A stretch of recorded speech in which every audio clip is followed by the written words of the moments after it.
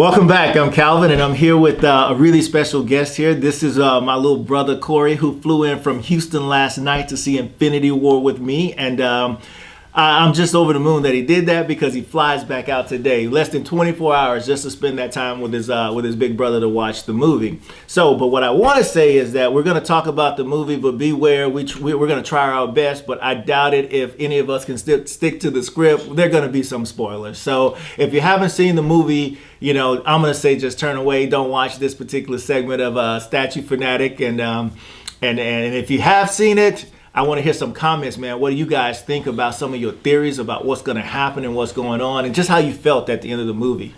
So like you said, we're going to do a little impromptu review of the movie. And I know there's probably a dozen out there already, people excited about seeing this movie. I've seen a few of my friends post some videos out there already. Jim, man, I saw yours, man. Good job. You guys seem like over the moon excited about it. I guess, what did you think after the movie ended, man? Did it live up to the hype in your opinion? I thought it did. For me, I'm not a big, I don't get excited about these types of things.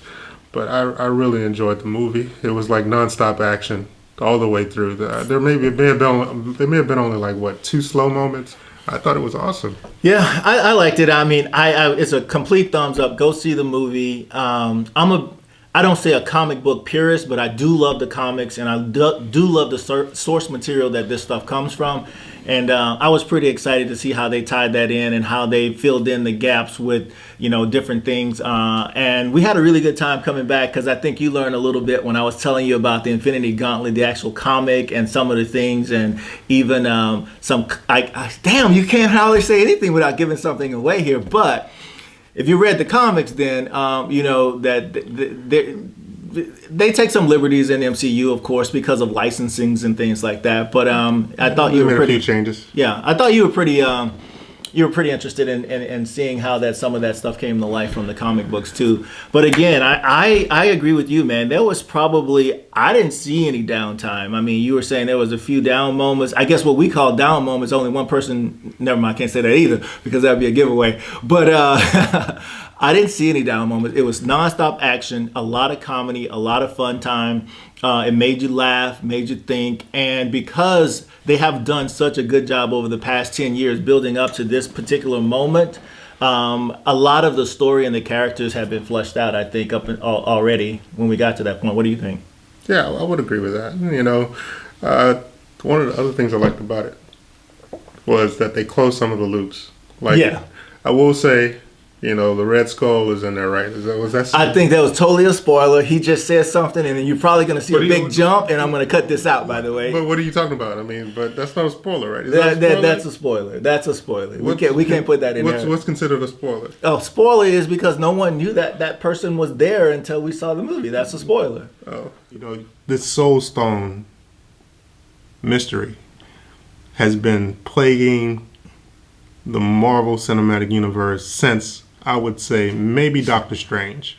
People started speculating that was the Soul Stone. And from that point on, for me, that's when I first started taking note of that. It went from there to, all right, it's in Heimdall, to it's in Wakanda. I mean, you've heard all kinds of... So we found out where it was. We finally found out where it was, and you finally get to see the Soul Realm, and it's not purple. And that whole scene where Red Skull was kind of like the watcher of that soul gem at the time, a soul for a soul, and for him to take out his daughter. You actually saw a human side of Thanos. He actually cared about Gamora. Yeah. I mean, he actually, when he called them his children, it's not just Gamora, but he cared about all of them. But like in previous videos, he said, in previous movies, he said that she was his favorite. Mm-hmm. He really meant that. So enough to throw off a cliff. No. Enough to register as a sacrifice to obtain that Soul Stone. Yeah. But it just closes this movie closes a lot of the loops. I don't think that just thinking right now that I have any mysteries about any of the items. And well, there's one, but out of any, there's no Soul Stone mystery. There is still a Soul Stone mystery. You know why I think so? Is because I think Gamora and all the other heroes, their souls are trapped into that, because in the comics, that's basically what the Soul Gem does. And I think that's where their souls are, and I think that's going to be the key to reversing this. But listen, this is one thing that I do want to say is that one of the cool things about the movie was, although we have watched all these movies over the past 10 years, these characters, some of them have met each other before. And it was really cool seeing some of these characters meet each other for the first time. For example, the Guardians of the Galaxy, which we already seen from trailers that they're in there, and we know that they haven't met in previous movies. So this is the first time they came together. And it's the first time they come together, and the dynamics of them is really cool, the way that they pull that off. Yeah, I was pretty upset with Star-Lord. He disappointed me. This is another spoiler, isn't it? What are you talking about? No, it's just the fact that he just can't follow a plan. He has to set the plan. Well, that's his MO from the last two movies. That's just what he does. That's what he does. But when you bring Stark and then Star-Lord together, it's just, and then Doctor Strange in the middle of all that. Big personalities, really big personalities. Make for some really fun on-screen time. And these are all things that you'll see in the trailer. You can see some of the things in the trailer where they banter or whatever. I enjoyed the movie. Yeah. So next movie, you think they did a good job setting up for the next movie? Yeah, I think they spoiled the next one for you. Now, if that is a spoiler that there's another movie, then you don't need to watch this because, of course, there's gonna be another movie. That's just how it works. Yeah. But yeah, I think they did a good job of setting it up. I don't know because I haven't been following it online. But the second movie is already recorded, right? It's just a matter of release date. I don't know, man. I thought they recorded everything at one time. I don't know. And they just broke it up. I don't know. I would imagine because they've already announced that there's like two parts to this story that, it's not something that they're starting to, film, that it's probably already done. Kind of like the Lord of the Rings stuff where they shoot one long movie and break it up into multiple releases. The movie is extremely long, longer than normal. But was it as long as Lord of the Rings? I don't know because I haven't seen all those movies. Really? Yeah, I'm not. I guess that makes me not a real nerd. But those movies were really long, so I didn't want to watch the whole thing. Oh God, how many? Very boring though. But see, that's the difference. This was action all the way through for 3 hours. Yeah. Right. And Lord of the Rings is story. Yeah, we timed the previews. I think the previews were half hour long by themselves, so we could have watched an entire sitcom while the previews were playing. And I guess I was a little annoyed by the previews because they didn't show anything we haven't seen already. We already knew everything that was coming out. Previews are a lot more interesting when you get to see something new. Yeah. For Avengers: Infinity War, Marvel released a lot of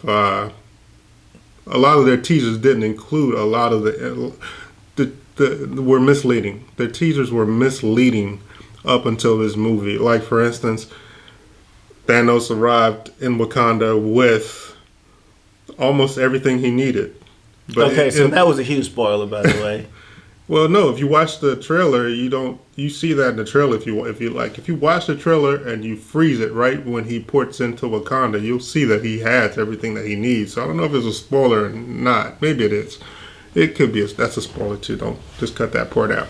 But I will say that you see things like, for instance, there was a scene in the. This is a spoiler. All right. So in the trailer, you have everybody running together, like the Hulk. Mm-hmm. And everybody there. But then in the movie, that scene never happened. I don't know if it was cut out. It couldn't have been cut out because we never... Because the Hulk never... Oh, God. So, you know what? Fuck it. We're going to talk spoilers. What? All right, because you're right. The Hulk never actually... Bannister never actually got the Hulk to come out. But in the trailer, we saw him running with the Hulk. Exactly. Yeah. To I guess, get people who like the Hulk to come to the movie. I don't know. Or maybe this is in the movie that isn't released yet. Maybe it's in the second half, but I don't know if. I can't remember who vanished at the very end. So I can't remember what. All right, so you know died, what? You know what? Screw it. Yeah, I agree. Continue. What about the trailer? Yeah, I agree with the trailer, and not only that, man, it was messed up, man. The king is dead. He dead, man. He dead. So I think they set up, like you said, Corey, a really good scenario for a new Black Panther to rise out of this. What did I say that? Yeah, that is true. I think that we'll have a female Black Panther because of the line of succession based on this movie. So I don't know what they're going to do for Black Panther 2 yet. Is it going to pick up where Avengers Infinity War left off because Wakanda didn't really see any damage. Right. But, they lost their king. So there has to be a new king or queen. And I think that they're going to follow in line with the comic books there, where you see Shuri as a king, as a queen, as the new Black Panther. The leader of Wakanda, yeah. Yeah. Definitely a possibility. Again, man, there's a lot of possibilities in here. I was very surprised at the amount of heroes we lost at the end of this movie. I, went in thinking we'd lose a big name, and everybody thought we'd lose a big name. But I don't know if you was as surprised as I was, but I was really surprised at the amount of heroes we lost. Yeah, I was, but at the same time, I know that they're coming back some kind of way. There's got to be a way. Yeah, well, of course, that nobody stays dead in the comics, Superman, all that stuff. But I mean, for the interest of enjoying this ride that we're on, I was very who surprised.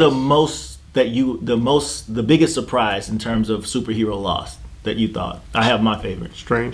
Strange was there, but I think Spider-Man was a big one for me. You mentioned something else, though, Doctor Strange. Now, if I were to say my second person, that would be Doctor Strange, too. Because remember in his movie, in Doctor Strange's movie, remember the loop where he kept making things repeat because he has a time stone? Yeah. I was thinking he might hold on, and I think there may be something to the statement that he made in the movie. Remember when he looked at Tony Stark and he said there was no other way? We knew that there was another way because he said that he looked at 14 million different possibilities. Yeah. And they won and one of those were where we won, or the heroes won. So I'm wondering if that was part of that one possibility, but that's just going to pick up in the next part of the movie because he picked the right one. I would say that they were setting it up, that they were in that one possibility, and Strange knew that he was going to die. And that's why he did everything, because because in the movie at the very beginning, both him and Wong say, and they make this point: we're not gonna, if it's between me saving you, or Spider-Man, or the Infinity Stone, I'm gonna choose the Infinity Stone. That changed once he saw all the possibilities. Right. He gave it up. Right. Instead of just leaving, because he could have transported anywhere. Right. Exactly, because when he said, like what you just mentioned, he'll choose Infinity Stone. That was before he made the possibilities. That he had seen the possibilities. You are correct. And that happened twice at the very beginning. Right. Because both him and Wong made the statement, we've dedicated our life to the Infinity Stone, because Tony Stark wanted to just destroy it. Mm-hmm. Yeah. There is one character from the comics. Well, there's two characters from the comics that I think, I wish were part of the Infinity War. One is Mephistos, who played a pivotal role in the comics, and then Galactus. I wish both of those characters had found a way into this saga, because they're such huge, especially Galactus. He's such a huge presence in the cosmic world. Well, we've rambled on a little bit about the movie. You can tell we're pretty excited. To sum everything up, I can't imagine any fan not going to see this movie, so please get out and go see the movie. You will enjoy yourself. It is a great experience there, and even though it's as long as it is, you don't even realize the time. It goes by really quickly, but just do not fill up on soda, because you're going to have to get up and go piss. But I don't have anything else. What about you, bro? What do I think about it? I think that the movie was freaking awesome. And again, I think that it's definitely worth the money. You should go and see it. And with that said, I'm just going to end it at that. I'm not going to ramble on about anything else. We're going to end this one. So thank you guys for watching. If you haven't subscribed to his channel, go ahead and subscribe. And if you haven't subscribed to my channel, please do the brother a solid. Yeah, subscribe to the channel. I'm not as exciting as my older brother, but I am learning from him, and hopefully I'll continue to get better as I grow. So until next time, guys, peace. Yes, sir. Peace.